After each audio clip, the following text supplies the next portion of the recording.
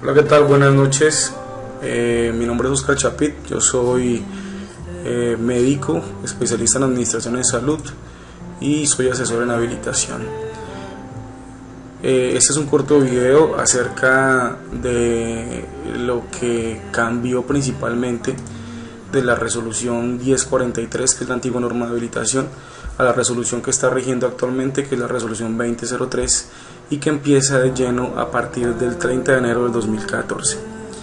Si usted, como profesional independiente, que es lo que le voy a explicar en este corto video, ya cumplía con la resolución 1043, el principal cambio que debe hacer para cumplir con la resolución 2003 es este tema, cumplir con el tema de seguridad del paciente. ¿Qué debe tener entonces para cumplir con la resolución 2003 en lo relacionado con este tema? Entonces, en primer lugar, y rápidamente lo voy a mencionar, el ministerio puso como obligatorias 5 buenas prácticas de seguridad para todos los profesionales, para todas las IPS, para todo tipo de prestador, y 5 adicionales que son obligatorias dependiendo de los servicios que se tengan habilitados. Esto que les estoy mostrando en este momento es una lista de chequeo de seguridad en habilitación, en donde esta primera fila corresponde a los requisitos de seguridad del paciente para las IPS de baja, mediana y alta complejidad, y aquí hay un asterisco que hace un llamado para las empresas de transporte especial de pacientes. Esta segunda fila que aparece acá es la que corresponde a los profesionales independientes, y aquí hay un llamadito para las empresas que tienen un objeto social diferente. Entonces, rápidamente, las 5 primeras buenas prácticas que son obligatorias para todos, absolutamente para todos sin excepción, independientes si son odontólogos, psicólogos, internistas, laboratorios clínicos, si está habilitado como profesional independiente, debe cumplir con estas 5 primeras buenas prácticas. Y lo que refiere a esta segunda fila de estándares, como se los voy a mencionar ahora. Entonces, la primera buena práctica que quedó como obligatoria es que se debe contar con un programa de seguridad del paciente que provea una adecuada caja de herramientas para la identificación y gestión de los eventos adversos. Entonces, a los profesionales independientes les compete llenar el formato número 1, que se llama compromiso con la seguridad del paciente, que hace parte de esta lista de chequeo. Rápidamente se los voy a mostrar aquí.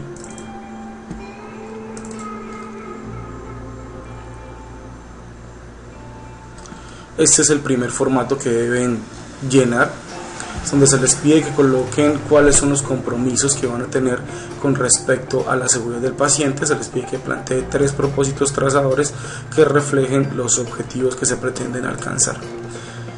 Luego dice buenas prácticas de seguridad del paciente. Entonces le pide que, con base en las buenas prácticas de seguridad del paciente, que son obligatorias, decida o defina cuáles acciones seguras debe implementar, y le pide que coloque 3.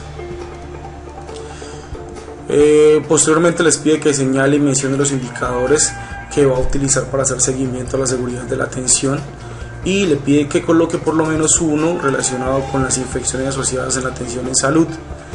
Luego les pide que coloque por lo menos un indicador relacionado con la frecuencia de fallas, eventos adversos o incidentes. Luego les pide que coloque un indicador relacionado con la adherencia a guías, manuales y protocolos. Y luego le pide que escoja uno o varios que usted pueda decidir llevar adicionalmente a los anteriores. Entonces, aquí puede colocar oportunidad de la atención, puede colocar satisfacción de los usuarios, puede colocar complicaciones de los procedimientos realizados, etc. Y al final de que lo llene, debe colocar su firma, su nombre y la fecha en que lo diligenció. Bien.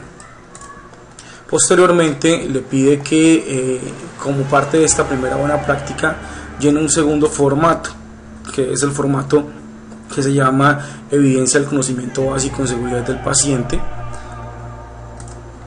y es este segundo formato que aparece acá. Entonces aquí le pide que coloque, pues de haber ido a estudiar acerca de qué es seguridad del paciente, coloque qué es seguridad del usuario, qué es un evento adverso, qué es un incidente, qué es una acción insegura, que después de haber estudiado qué es el protocolo de Londres, mencione 3 factores que pueden contribuir a la generación de las fallas. Entonces, ¿cuáles son los factores contributivos dependiendo del protocolo de Londres? Luego le pide que coloque qué es una barrera de seguridad, y por último le pide que mencione 3 barreras de seguridad que en su consultorio usted implementa o va a implementar a partir de este momento. Por último y nuevamente debe firmar, debe colocar su nombre y debe colocar la fecha en que se diligenció este formato. El tercer formato que debe llenar tiene que ver con el reporte, medición y análisis de los eventos adversos. Entonces, este tercer formato que debe llenar como profesional independiente se llama registro de fallas en la atención del profesional independiente. Este formato tiene varias casillas, en donde en la primera se coloca cuál fue la falla en la atención en salud que ocurrió. Debe llenar esta primera casilla. Posteriormente, y después de haber hecho el análisis, según el protocolo de Londres, debe colocar si fue un evento adverso o lo clasifica como un incidente, una X dependiendo de lo que haya decidido. Posteriormente debe colocar en qué fecha se presentó la falla en la atención, si se realizó o no un análisis de causa. Pues lo ideal es que se coloque que a todos se le haga análisis de causa, y posteriormente que se documente un plan de mejoramiento. Pues ojalá que todo se le haga un plan de mejoramiento independientemente si fue clasificado como evento adverso o incidente. El cuarto formato es en donde usted va a colocar a crear la evidencia de análisis de causa a las fallas por los eventos adversos o incidentes priorizados, y ese cuarto formato es el plan de mejoramiento para la seguridad del paciente, del profesional independiente. Entonces, una vez se ha hecho el análisis de causa, se ha definido cuál fue la causa que generó la falla en la atención, usted la debe diligenciar en este formato. Debe adicionalmente colocar cuál fue la acción de mejora o las acciones de mejora que planteó para corregir esa causa que ocasionó un evento adverso o un incidente. Cuando decidió empezar a implementar esas acciones de mejora, en qué fecha la va a finalizar, y posteriormente coloca cuándo le va a hacer seguimiento.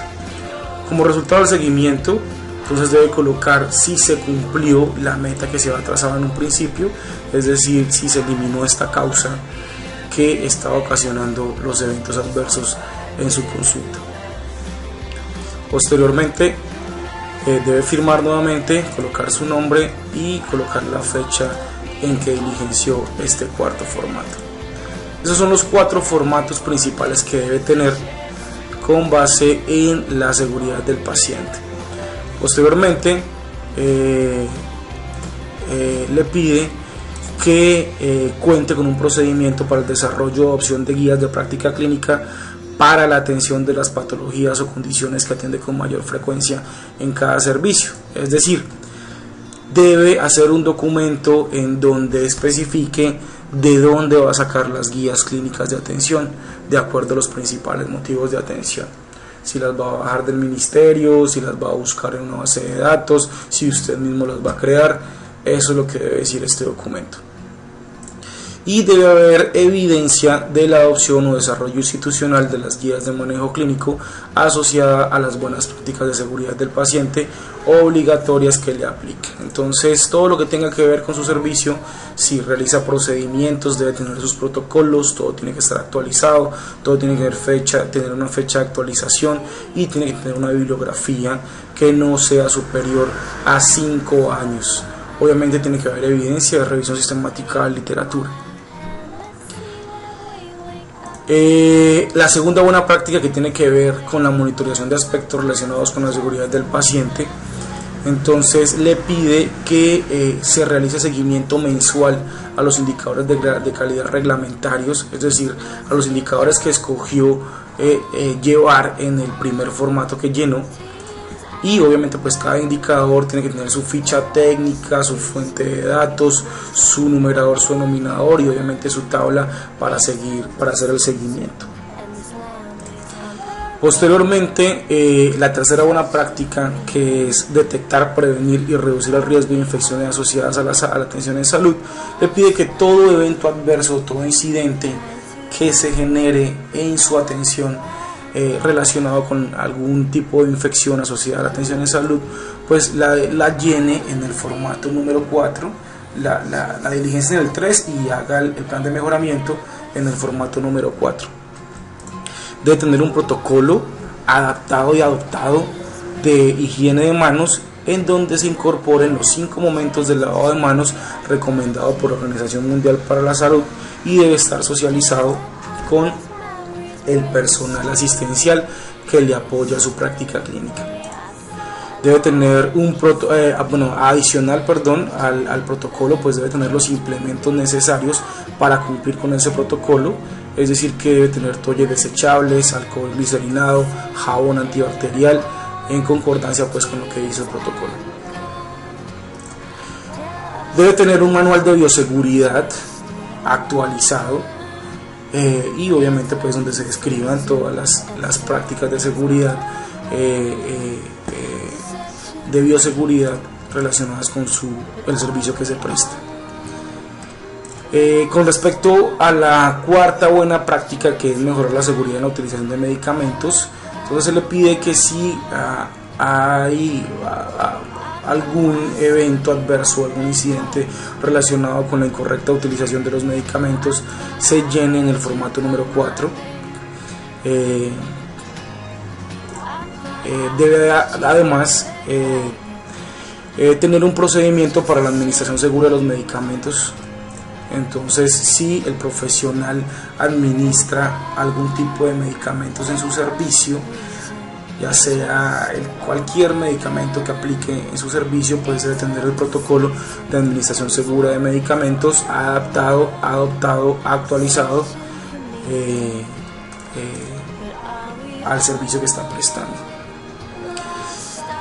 Si el profesional independiente prescribe antibióticos en su servicio, debe contar con un protocolo para el uso racional de antibióticos. Obviamente pues lo mismo, que cumpla con todos los requerimientos de un protocolo. Adicionalmente debe tener eso no le aplica, perdón.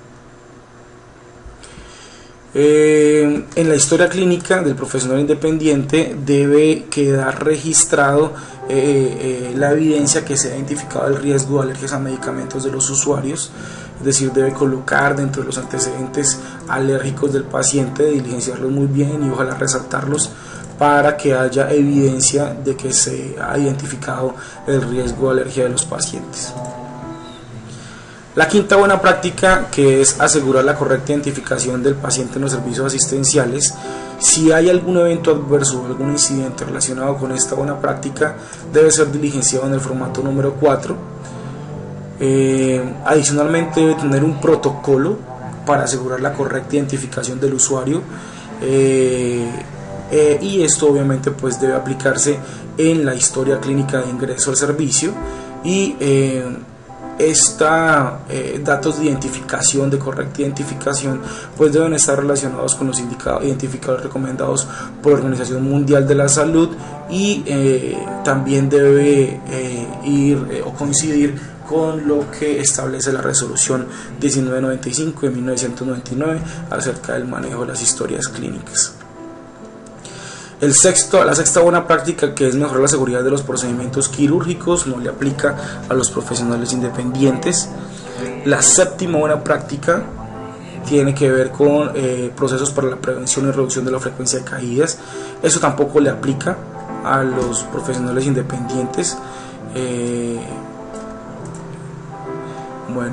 Las úlceras por presión solamente le aplica, igual que la séptima buena práctica, solamente le aplica a las IPS que tienen habilitado los servicios de hospitalización.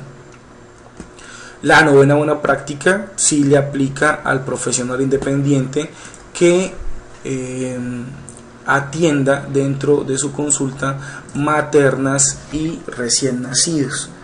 Entonces, si hay algún problema, algún evento adverso o incidente relacionado con la atención del binomio madre-hijo, debe ser diligenciado en el formato número 4.